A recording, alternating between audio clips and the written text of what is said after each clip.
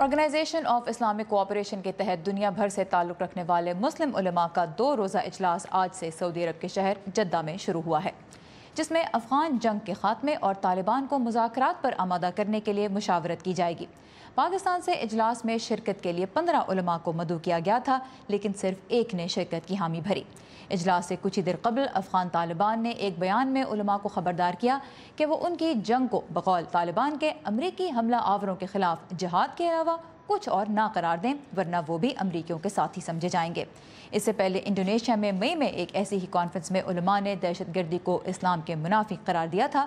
طالبان ایسے اجلاسوں کو امریکی کوشش کہہ کر مسترد کر چکے ہیں۔ اور اس سے پہلے امریکی وزیر خارجہ مائک پومپیو نے کل افغانستان کا غیر اعلانیہ دورہ کیا، جس موقع پر انہوں نے صدر اشرف غنی کی جانب سے طالبان کے ساتھ مذاکرات کی کوششوں کی حمایت کی اور اس عمل میں امریکہ کی شمولیت کی یقین دہانی بھی کروائی۔ سیکرٹری پومپیو کا کہنا تھا کہ صدر ٹرمپ کا افغانستان مزید فوجی بھیجنے کا فیصلہ مثبت نتائج پیش کر رہا ہے۔ افغانستان میں اب یہ صورتحال پیدا ہو گئی ہے کہ بہت سے طالبان نہیں سمجھتے کہ وہ عسکری طور پر ہم پر فتح حاصل کر سکیں گے۔ یہ بات صدر ٹرمپ کی حکمت عملی سے جڑی ہوئی ہے۔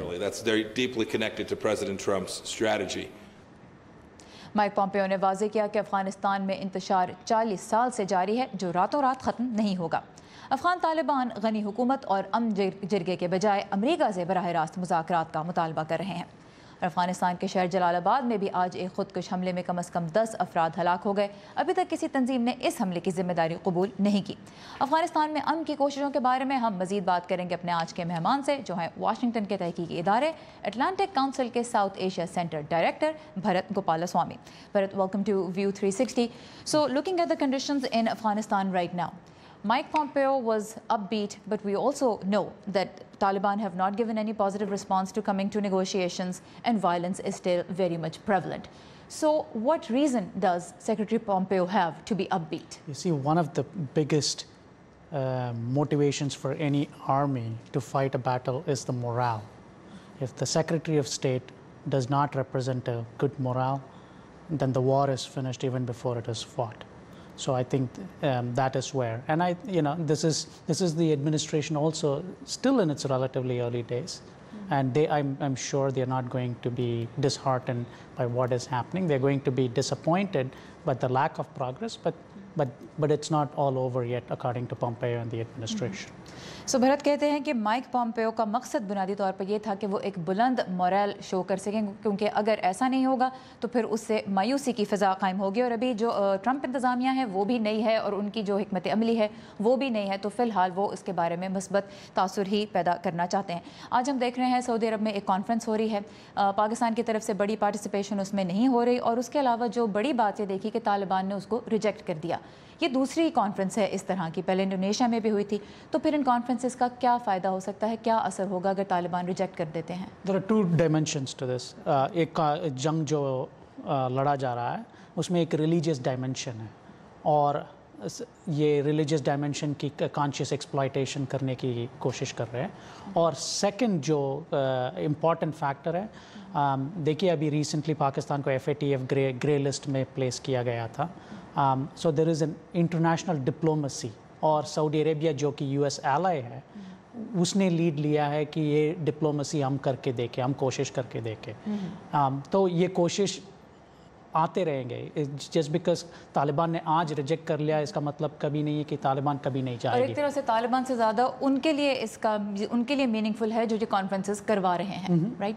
اچھا، پاکستان کی آپ نے بات کی، ہم نے دیکھا کل مائک پومپیو نے جو پریس کانفرنس کی اس میں پاکستان کا ہارڈلی ذکر صرف افغانستان کے الیکشنز کے کانٹیکسٹ میں آیا کہ الیکشنز ہم نے سیفلی کروانے ہیں تو سب اپنا رول پلے کریں۔ پھر پومپیو صاحب کا نہ تو کوئی پلان نظر آ رہا ہے پاکستان جانے کا، نہ انہوں نے اس ٹرپ میں کوئی اسٹاپ اوور لیا۔ پاکستان کے لیے کیا پیغام ہے؟ I think جو سگنل ابھی تک جو ایڈمنسٹریشن کی اسٹریٹجی ہے وہ پاکستان کے اوپر ہارڈ لائن پرسیو کرنے کی اسٹریٹجی ہے، اور دس از کنسسٹنٹ کی جو مائک پومپیو کر رہے ہیں ایسے سگنلز دے رہے ہیں کہ ابھی تک ہائی لیول وزٹ نہیں، کیونکہ اتنے ہائی لیول وزٹ ہو چکے ہیں کابل کے ساتھ، ابھی تک جب پومپیو جائیں گے تبھی ان کو واپس ہی has to show sizable progress. تب تک وہ نہیں رہے گا، تب تک نہیں جائیں گے، تب تک وہ پاکستان نہیں جائیں گے جب تک وہ افغانستان میں کچھ میجر پروگرس نہیں شو کر سکتے۔ نیٹو کا سمٹ کل سے شروع ہو رہا ہے برسلز میں، افغانستان کے صدر بھی وہاں جا رہے ہیں اور ظاہر ہے وہ اس معاملے کے اوپر مزید بات بھی کریں گے. نیٹو کے لیے اس وقت کیا امپورٹنٹ ہے افغانستان کے کانٹیکسٹ میں, کس چیز پہ فوکس کرنا چاہیے؟ I think افغانستان ابھی میرے خیال سے ان دا نیٹوز ایجنڈا سیکنڈ یا تھرڈ ایجنڈا آئٹم ہوگی. نیٹو کی فنڈامنٹل ایجنڈا جو ہے آج اس کی ٹرانس اٹلانٹک سیکیورٹی اور ٹرانس اٹلانٹک الائنس از ڈومینیٹنگ نیٹو ایجنڈا. جیسے ٹرمپ نے ٹروڈو کو ٹریٹ کیا, میکرون کو ٹریٹ کیا اور انگلا مرکل کو ٹریٹ کیا. امیگریشن کی کرائسس چل رہی ہے, بریگزٹ کی کرائسس چل رہی ہے, اور نیٹو کے بعد ٹرمپ جا رہے ہیں لنڈن, لنڈن کے بعد ہیلسنکی.